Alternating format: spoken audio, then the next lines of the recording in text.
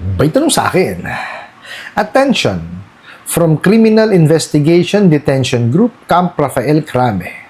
2.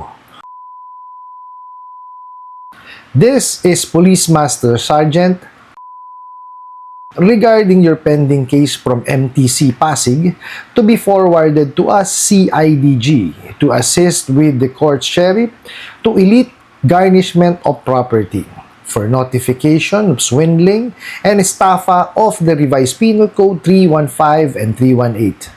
Kindly call immediately within 24 hours to anticipate the situation, inconvenience your area. Alright, napakagandang mensahe po nito.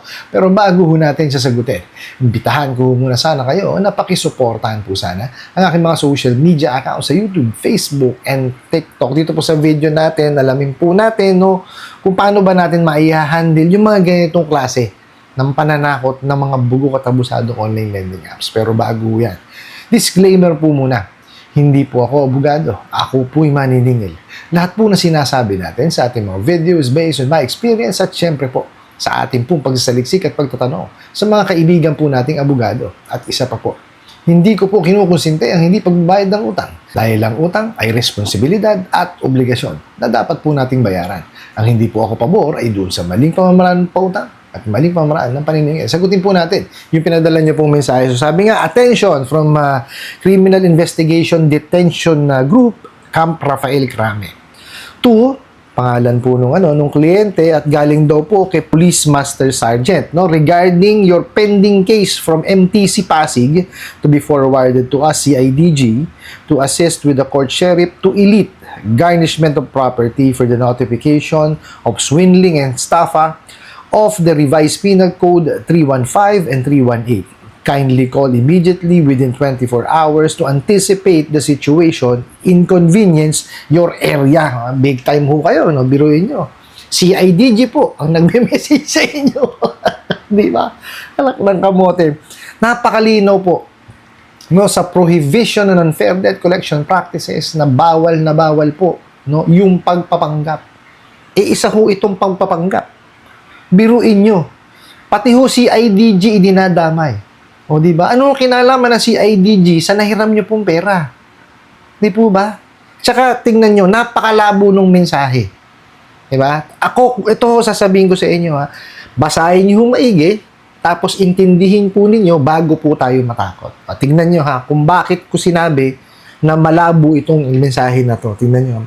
Regarding your pending case from MTC. Pending po yung case. Pero, finorward na daw po sa CIDG para i-assistihan yung sheriff na mag-garnish or mag-ilit ng property. Kung pending ho yung case, bakit ho mag-garnish? Di po ba? Kasi po, ang garnishment po, ginagawa po ng ating mga sheriff yan, pagka po may desisyon na. Okay? Wala naman hong desisyon. Tsaka, napakalabo ho na sinasabi dito, estafa and swindling. Paano ho nila napatunayan? Yung pagka-credit investigate nga, pagbe-verify, hindi sila marunong Yung aalamin pa nila kung na may swindling tsaka estafa na nangyari, napakalaking kalokohan nun. Di po ba? Yes, tama. Sa po natin, sa revised penal code, sa po natin, sa ligang batas, meron talagang 315 and 318. Okay? Pero it doesn't mean na pag hindi kayo nakabayad ng utang, estafa na. Hindi po. Ang estafa po, ang pinaparusahan po dyan is yung act ng panloloko at panlilinlang. Hindi po yung hindi pa lang ho nakabayad ng pera. Ito kasi mga bugo katabusadong online lending apps, wala akong alam sa batas yan. Nakita nyo nga, pending case. Tapos, magagarnish na kagad. Matindi. Mariosep na yan, Hindi ko maintindihan kung saan nila kinukuha yung mga ganitong klase ng mensahe. Most probably to, nakita lang nila sa Google, kokopyahin. Ayan na. Diba? Or di kaya talaga mga bobo at tanga, yung mga head nila. Kasi kung may mga abogado talaga yung mga yan, hindi ho magpapadala ng ganitong klaseng mensahe to. Katawa-tawa Biruin nyo pending yung case, pero magagarnish. Matindi. Di ba? Tapos, ito pa. Napakahirap intindihin talaga nung mensahe. Sabi Kindly call immediately within 24 hours to anticipate the situation, inconvenience your area. Ano daw? Sige nga. Ano ibig sabihin ng sinasabi nyo mga bugo katabusadong online lending apps? So, nagpapahalata mga bugo kayo. Puro kayo bobo. Diba? Gustong-gusto nyo yung ganyan. O, papadala kayo ng pagpapanggap na mensahe. Diba? Para makulta nyo yung isip ng ating mga kababayan na nakahiram sa inyo. O, tapos, yan ganyan lang kayo. Diba? Kasi pagka nakulta na yung isip, di ba, nataranta na, mapupunta na to sa tapal system kung saan-saan na po manghihiram. Which is wag nyo pong gagawin. Kasi they are forcing you, na gawin yun. Di ba? Talagang kung ano-anong mensahe papadala sa inyo, yung nakakatakot. Sa totoo lang, lahat ho, ilalagay niyang mga yan. Para lang ho kayo, matakutin ng mga bugok na yan. Diba? Mas madali yatang maningil pagka maayos yung kausap, mga bugok. Diba? Tsaka wala sa palayo sa katotohanan yung pinagsasabi nyo. CIDG. Ano kinalaman po na CIDG? Oh, diba? Hindi ko pakikialaman yan tungkol sa utang. Mariosip kayo. Ang mga, mga hinuhuli niyang mga yan, yung mga sindikato. Oh, dapat kayong hinuhuli.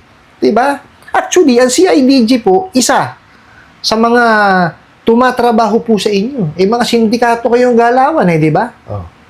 Mga siraulo kayo. Di ba? Kayo makapanakot lang. Di ba? Makagawa lang kayo ng perwisyo sa kapwa nyo Pilipino. Kapwa nyo Pilipino, ha? Oh. Ginaganyan nyo. Hindi ba kayo, naaawa?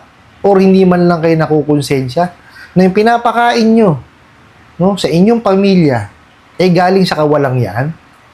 Kawalangyaan niya ginagawa ninyo Diba? Oh, antayin nyo yung ginagawang yung inaayos po ng ating mga senador. Pag yun naging batas, talagang todas kayo. Lalagyan na ho ng pangil Diba? Buti na lang talaga may mga nagmamalasakit po sa mga biktima ng mga OLA. Ayan, kagaya ho niyan si Madam Kikay, diba? Sila ho nag-push niyan Diba? Oh. Pasalamat po tayo kila Madam Kikay. Shout out po Madam Kikay, dun sa inyong grupo. Na talaga namang walang tigil yung ginagawang pambubuliglig po sa ating mga taga-gobyerno para po talaga masolusyonan. Tama lang ho yan, At hanga ako sa inyong dedikasyon tsaka sa inyong pong grupo. Ngayon, ayan na, ginagawa na ng batas. Pagkaya naging batas, talagang todas kayo. Ito po sa nagpadala ng katanungan, huwag niyo hong paniwalaan tong mensahe na to kasi ang gulo Diba? May pending kang case sa MTC pero magagarnish. Kalokohan yun. Wala pa hong desisyon ng korte. Diba? Tsaka yung sinasabi nilang swindling tsaka estafa, malabo po yan. Ang definition po ng estafa is hindi po yung hindi pagbabayad. Ito po yung act ng panluloko at panlilinlang. Pagka may ganyan po kayo na nare-receive ng mga mensahe, alamin nyo muna kung yung OLA po ba ninyo is registered or not. Kung yung pong OLA po ninyo is hindi po rehistrado, pag-ipunan nyo, tapos bayaran nyo kung magkano lamang po yung na-disburse sa inyo. Ngayon, kung legitimate po yung inyong nahiraman, ibig sabihin po, incorporated, may certificate of authority, kasama po sa recorded online lending platform, subukan nyo pong makipag-usap. Pero kung kayo po binabalagbag pa rin, santabi nyo. Unahin nyo pong bayaran, yung pong nakikipag-coordinate sa inyo, yung nabibigyan kayo ng payment option o kung ano man po yung, kumbaga, makakatulong sa sitwasyon nyo po ngayon. Kasi kailangan ho naman talaga nating bayaran dahil obligasyon natin yun. Pero kung hindi ho ibig sabihin na hindi tayo nakakabayad, papayag tayo maabuso. Po pwede natin silang i-complain. Okay?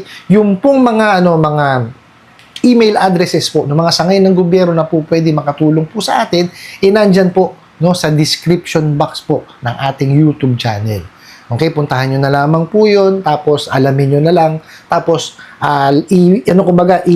ipunin nyo yung mga screenshots ng mga pang-aabusong ginagawa at isama nyo po doon sa mga email na isasabit nyo po sa kanila.